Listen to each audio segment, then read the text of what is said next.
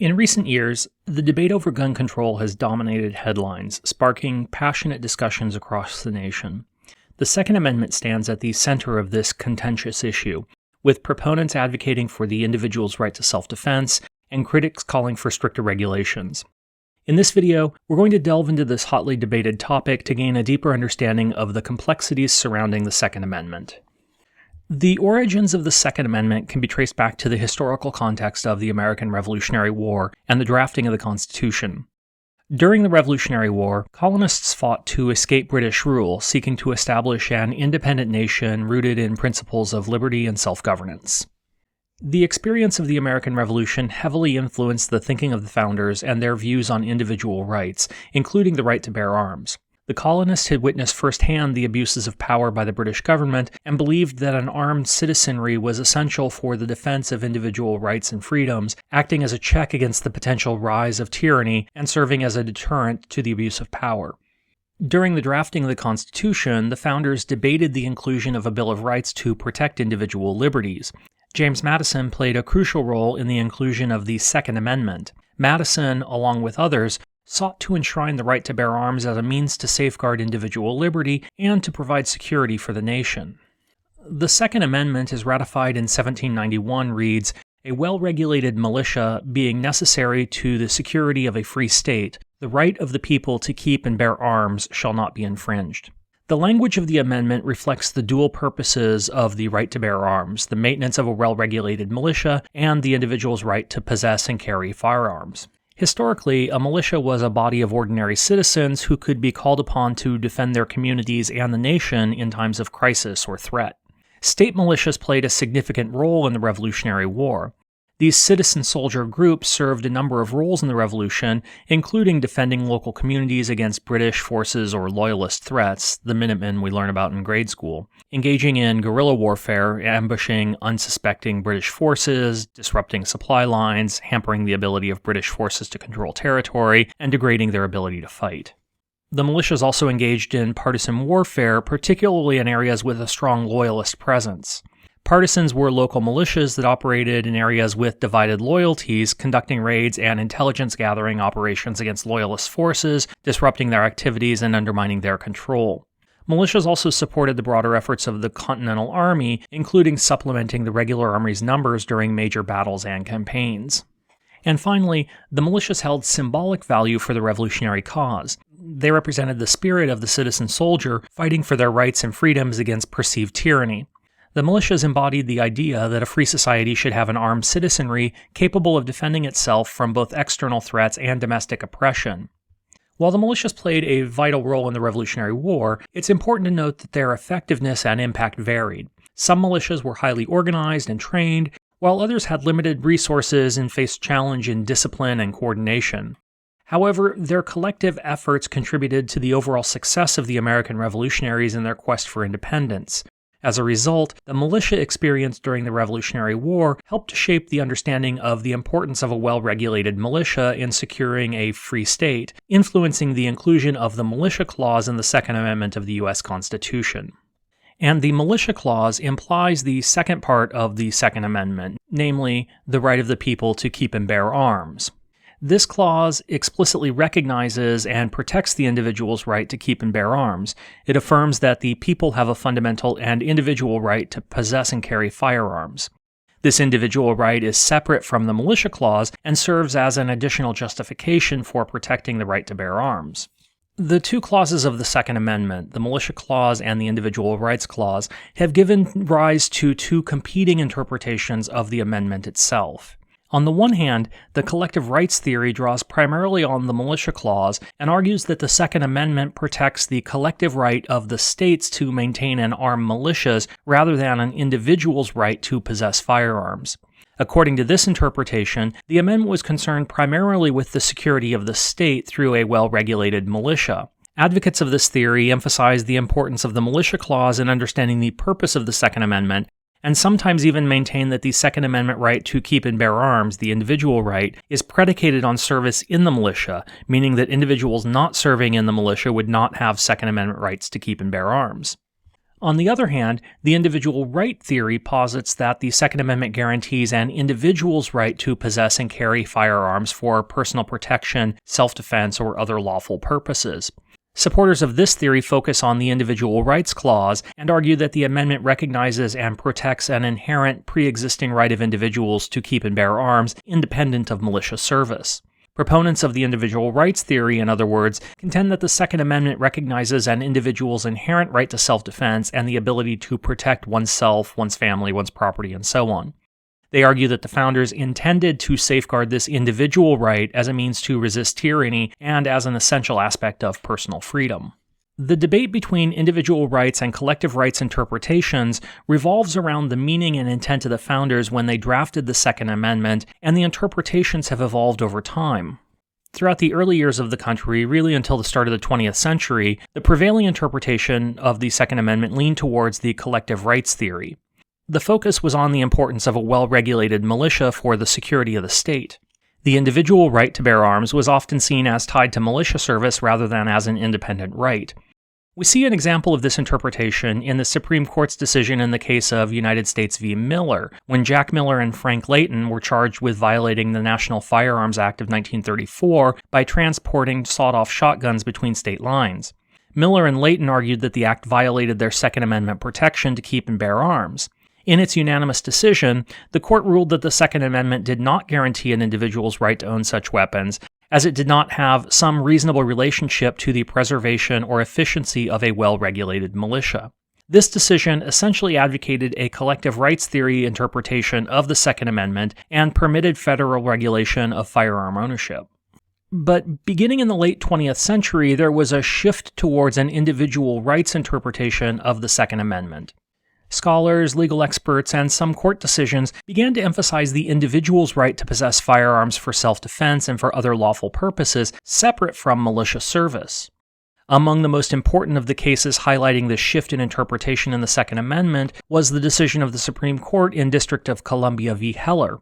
In this landmark decision, authored by Justice Antonin Scalia, the court affirmed an individual's right to possess firearms for self-defense within the home, declaring the Second Amendment protects an individual's right that is not connected to militia service.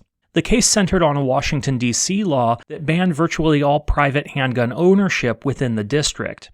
In the case, lawyers for the district argued that the prefatory militia clause limited the right of the people to have weapons, restricting ownership to service within the militia. In other words, advancing a collective rights theory of the Second Amendment. Attorneys for Richard Heller argued that the Second Amendment protects individuals' rights to keep and bear arms regardless of militia service, essentially advancing the individual rights theory. Ultimately, the court sided with Heller, concluding in a majority opinion that the militia clause gave one reason for protecting individual gun ownership, but did not limit the ability of individuals to keep and bear arms in the process.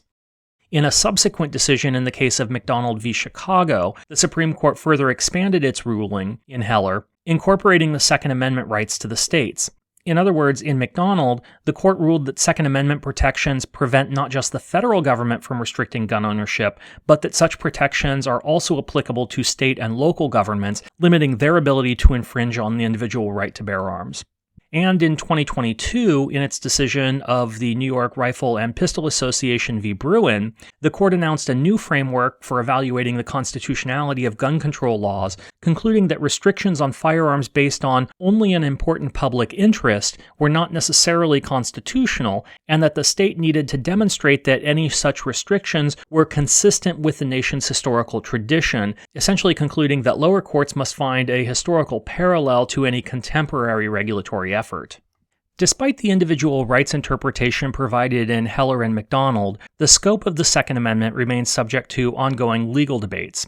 Courts at various levels continue to grapple with the extent to which government regulations on firearms are permissible without unduly burdening individual rights. And again, the debate over the scope and scale of government regulation of firearm ownership is nothing new, with laws and regulations developed as a reflection of changing societal attitudes, concerns over public safety, and evolving interpretations of Second Amendments both at the national and state levels. Until the mid-19th century, there were few limits on firearm ownership. Indeed, in the colonial era, some states even had laws requiring settlers to possess firearms for self-defense and participation in militia service.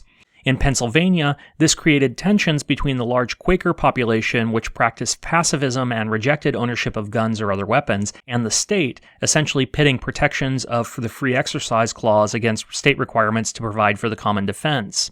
As the United States expanded westward, the issue of gun control gained some attention. In the mid-19th century, some states began passing laws prohibiting carrying of concealed weapons, regulating the sales of firearms to certain individuals, most notably prohibiting the sale of weapons to enslaved people or to freed black people, and imposing restrictions on the carrying of firearms in certain locations. The aftermath of the Civil War and Reconstruction period witnessed the proliferation of laws known as Black Codes, which sought to disarm African Americans and limit their access to firearms. But the first national effort at gun control took place with the National Firearms Act of 1934. This federal law aimed to regulate and tax certain categories of firearms, including machine guns, short-barreled shotguns, and silencers, and was passed partially as a response to the increase in organized crime and violence associated with the Prohibition era. Later, in response to several high-profile assassinations and concerns about rising crime rates, Congress passed the Gun Control Act of 1968. This act regulated interstate firearms commerce, establishing licensing requirements for firearms dealers and restricting the sale of firearms to certain prohibited individuals. In 1993, Congress passed the Brady Handgun Violence Prevention Act, named for James Brady. Brady has served as President Ronald Reagan's press secretary and was shot during an attempted assassination of President Reagan in 1981. The Brady Act instituted background checks for firearms purchases from licensed dealers, implemented a waiting period to allow the completion of the checks, and prohibited the sale of firearms to anyone convicted of a felony, anyone subject of a restraining order, or convicted of domestic violence, harassment, stalking, or threatening an intimate partner or child, the users of illegal drugs, or anyone who had been committed to a mental health institution. The 1994 Public Safety and Recreational Firearms Use Protection Act, commonly referred to as the Assault Weapons Ban, prohibited the manufacture, transfer, and possession of certain semi-automatic firearms with specific features deemed assault weapons. The ban expired in 2004, and many have called for it to be reintroduced since then. Finally, many states and localities have implemented their own gun control measures, including background check requirements, waiting periods, and restrictions on magazine capacity, as well as the implementation of red flag laws that allow temporary firearm removal from individuals deemed to be a risk to themselves or others. Other states have less restrictive laws, permitting open carry or concealed firearms without a license, for example. All of this leads to a fragmented national environment in which even neighboring states can and often do have wildly varying gun control policies. Recent tragic events in the United States have reignited the debate over gun control, even as debates over the effectiveness and constitutionality of gun control measures persist. A variety of proposals have been advanced at the national and state levels. There's a push for legislation that would require background checks for all gun sales, including private gun sales and those conducted at gun shows. The goal is to strengthen the Brady Act by closing the so-called gun show loophole and ensure that individuals purchasing firearms undergo a thorough background check. Some lawmakers and advocacy groups have called for reinstating or strengthening bans on semi-automatic firearms, with features commonly associated with military-style weapons. This is the so-called assault weapons ban. The proposed legislation aims to restrict the manufacture, sale, and possession of such firearms. Concern has also been raised over so-called ghost guns, firearms that are manufactured via 3D printing or other homemade methods that leave them unregistered. Proposals have also been made to limit the capacity of ammunition magazines aimed at reducing the number of rounds a firearm can hold before reloading. The intent is to potentially mitigate the lethality and potential for mass shootings.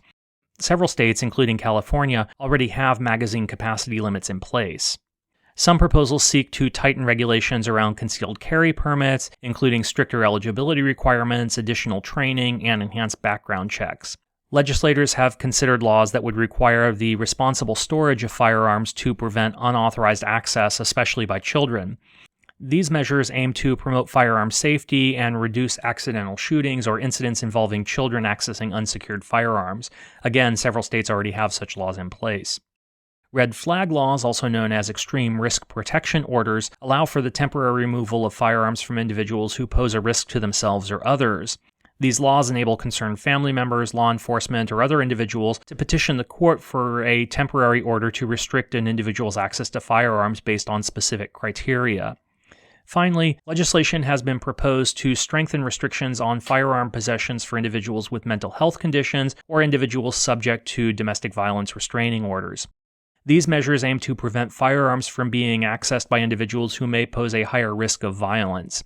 The feasibility of and support for such gun control measures is subject to ongoing political debates, varying public opinion, and legal considerations, including constitutional challenges based on interpretations of the Second Amendment. But that's it for now. Please leave any questions you have in the comments section below, and thanks for watching.